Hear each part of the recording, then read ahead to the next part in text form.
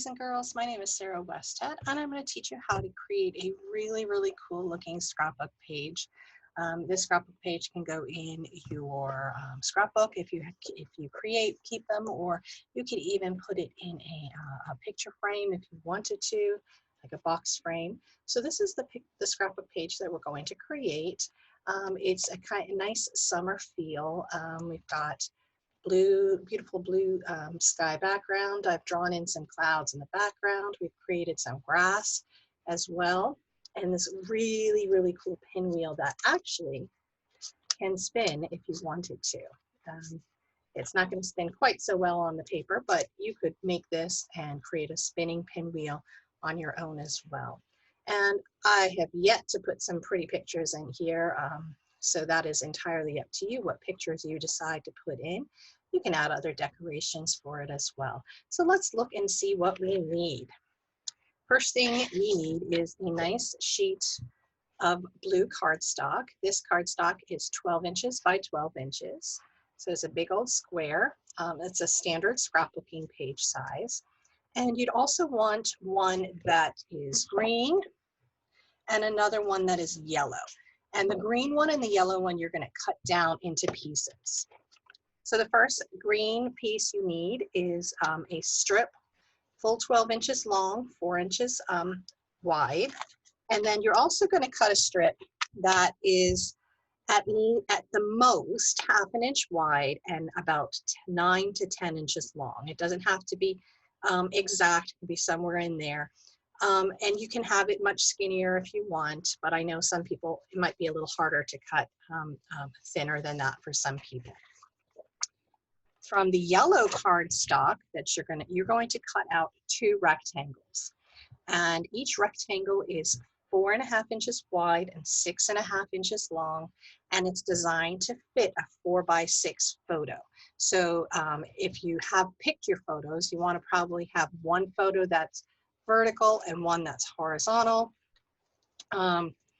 or you can switch them around on the page as you desire. But the way I have it set up is one is horizontal and one is vertical.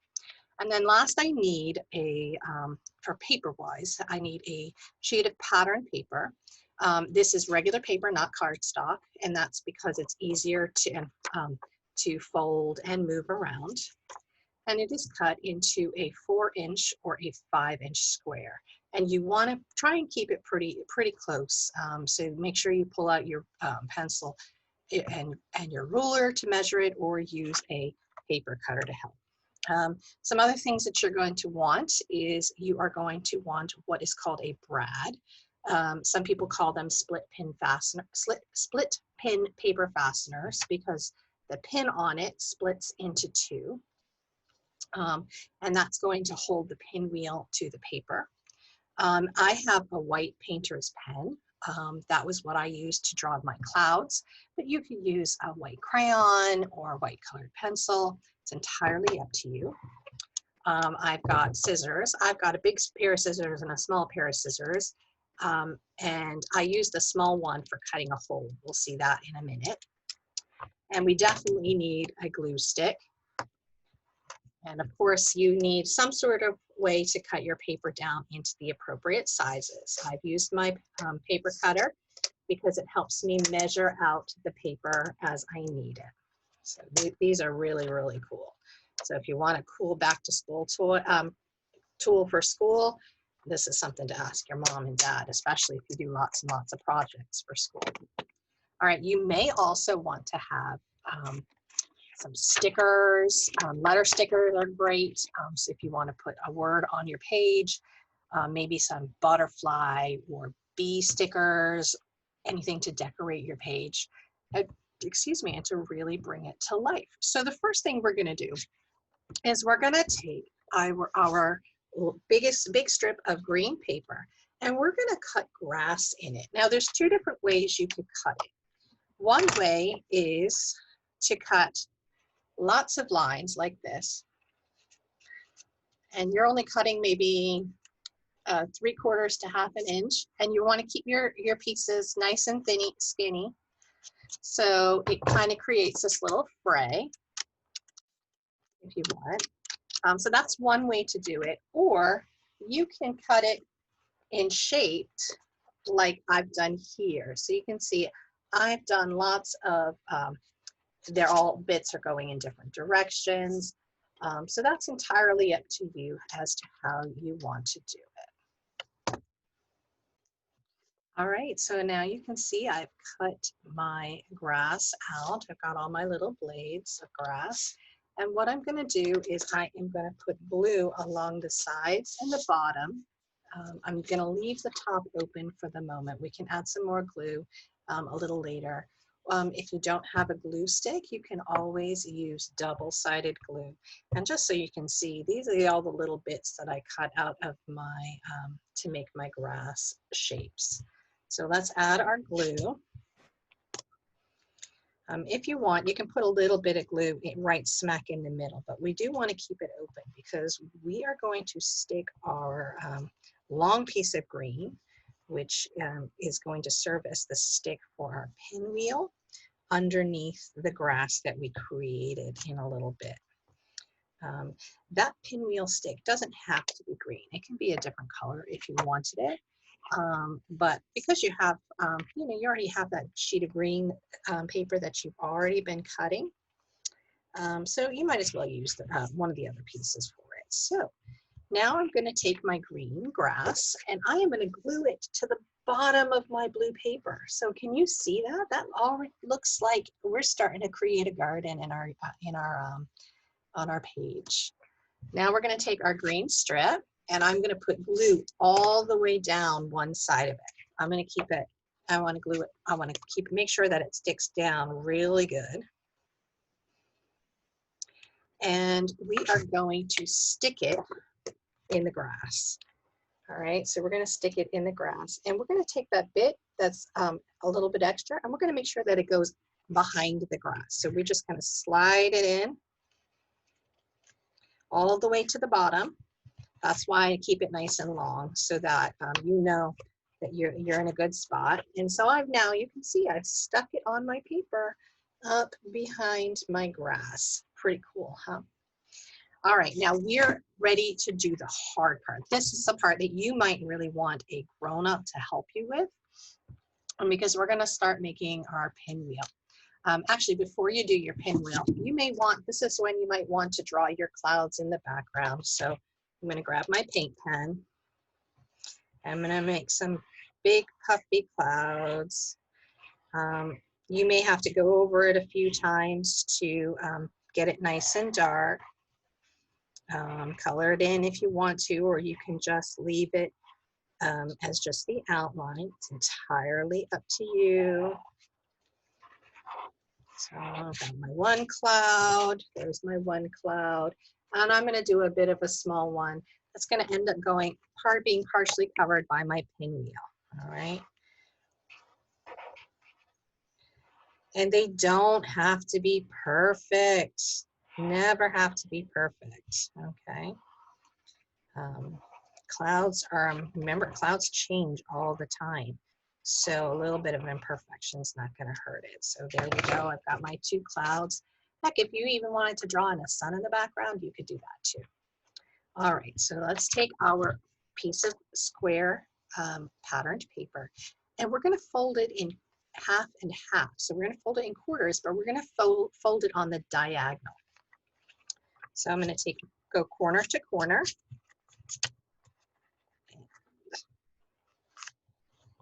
So I've made my first fold and notice that I've folded the pattern to the inside, okay? And now I'm going to open it up again and do the other side.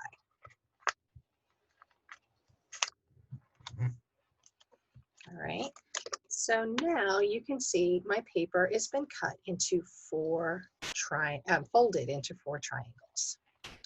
The next thing we want to do is I'm going to take my little scissors because they're smaller to hold. And we're going to cut along the lines. Now we are not cutting right to the center. We want to make sure that we leave about 1 inch to 1.5 inches on each line. So you're going to see in a minute that we don't cut in the centerpiece. We're just cutting down partway down the folds. Okay, so I'm cutting my paper. If you struggle with scissors, again, you might need a grown-up to help you with this part of the cutting as well. So you can see I have my my paper is cut into kind of like a cross, a fancy cross with triangles. I'm going to take my glue stick, and I'm going to put a little bit of glue right smack in the middle of the patterned paper. Now this is the tricky part. You're going to make your pinwheel, and you're going to fold you're going to put one corner up to the top, and you're going to fold one half down to the center. And we put the glue there to try and help us hold it there, all right? Now we're going to rotate it, and we want to make sure that we always do the same side on each one. And you're going to notice, now I've got the glue there to help hold the pieces. The corners actually go just over the center piece, and that's on purpose, okay? So we're going to fold them down. You may have to add a little bit of extra glue, and you're also going to have to probably really hold it down with your fingers to make sure that it stays in its right spot. Okay, so now look, I have a really cool pinwheel. Oh, come on, pieces, stay where you're supposed to. I got to hold on to it for a few more minutes and hold it down, and you can see I've got my pinwheel. Now you can make these anytime and make them big, small, depending on the size of your paper. You can make them out of plastic, old sheets of plastic, and you can play with them in your yard. But I'm going to hold it down, but I'm also going to take a sheet of paper, and I'm going to put it down on my table, or I might even want to use a cutting board. And I'm going to place this down, and I'm going to take my scissors and poke a hole right through the middle. And you're going to see in a minute. So the glue is there to just try and help us keep everything in position while we cut this little hole. I'm kind of just digging, and this is why you might want a grown-up to help you with this part, because we need to make sure that the hole goes all the way through, and we want to make sure that we don't ruin our mommy or daddy's table or grandma's table, whoever we're working with. So I've poked my hole through it, and now I'm going to take my paper fastener and I'm going to stick it through the middle. Oops, nearly dropped it. So I've stuck it through, and I'm going to start opening it a little bit, but I'm not going to open it all the way just yet because we still have another hole to cut. Now you have a giant hole puncher. There's some really fancy ones that are super long, and maybe your mommy or your daddy or your grandma or your auntie or somebody in your family loves to scrapbook. So they might have a really cool hole puncher that goes really long distances. So because you can't knock a regular hole puncher is not going to fit. You're going to see that my little one, well, this is a pretty fancy one too, doesn't fit, does it? So again, we're going to have to poke another hole here. Again, you're going to want a grown-up to help you so that you make sure that you don't ruin your the table that you're working on. And you're going to want to punch the hole somewhere about a half an inch to an inch down the line. Okay, so I'm taking these are my small scissors, and you can see they're super sharp, so I have to be extra careful with them. And I'm just going to poke a little hole, twisting it a little bit to make the hole a bit bigger. And there I have my hole. Now I'm going to close this brad up again so it's not open anymore. All right, so I'm holding my paper, and I'm just going to push it right through the paper, through my big sheet of paper. And then I'm going to fold it flat on the back side. Pretty cool, huh? And see, it'll move if you want it to. And you want to make sure that you get it into position so it's not sticking off the sides, because if it's sticking off the sides, it's not going to fit on the page. So just twist it till it's in the right spot. Uh-oh, one of my pieces came undone, so I better stick a little bit of glue in there, and I can fix it. I can fix it with a bit of glue and get it right into position. All right, so there we go. Now the next thing is we have our two frames for our pictures. Now what I did with mine is I took one and I made it vertical in the sky, And I took the other one and kind of overlapped a little bit on the bottom, my horizontal one. And you can put them on the page however you want and however they fit. But I'm going to make mine just like the other one I did. And so I'm going to put some glue or a double sticky tape. Remember, it has to be double-sided tape because it has to stick to two things together. So I've glued the back and I'm going to lay it down. Okay. So there's my first one. Okay. And let's do my second one. Glue it down. And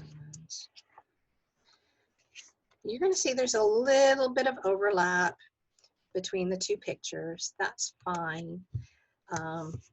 It's not going to mess up the photos any little bit. And there we go. Now you may want to add a little bit of glue to stick these down a little bit, the bits of grass that are still showing up. That's up to you, but you don't have to. And you can, after you put your pictures in, you can decorate it with some stickers, like I suggested. You might want flower stickers, you might want butterfly stickers, you might want bee stickers. Maybe you have a kite sticker. That's really cool because you think about what do you find in the garden. And then you might want to take some letters, stickers, and maybe write, put words here so that you can remember what the day was. Or you can even use a marker and pen. So we've got cut match coming up, and I'm going to take a nice turquoise. Actually, no, I'm going to go with a nice green pen to go on that grass, on that minty green grass.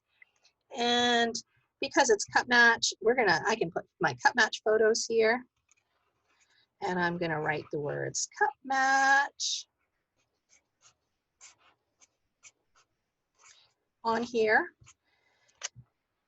And, oh, we need to make sure that we put the date on there. Cut match 2020.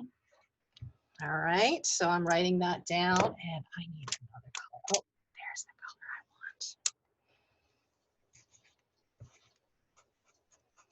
want. Hold on, special surprise. I'll show you what it's going to say in a second.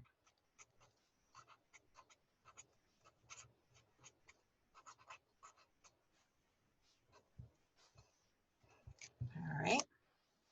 So I've added my cut match 2020, and oh, summer's out all the way. Of course, if you're a St. George's fan, you can change that up. You can put whatever you want there. If maybe this, you're gonna put some, you had a family barbecue or picnic or something like that, you can put pictures from that. And you have made yourself a lovely summer garden scrapbook page. Put your beautiful pictures in there and get your mom or dad, put it in a scrapbook book, album, or even get a big old picture frame. Those shadow box frames are really awesome because then you don't have to squish this down and make it flat anymore. So I can't wait to see what you guys do. And please share your pictures with the library. And as you've created your own Pinwheel Scrapbook pages. Have a lovely day.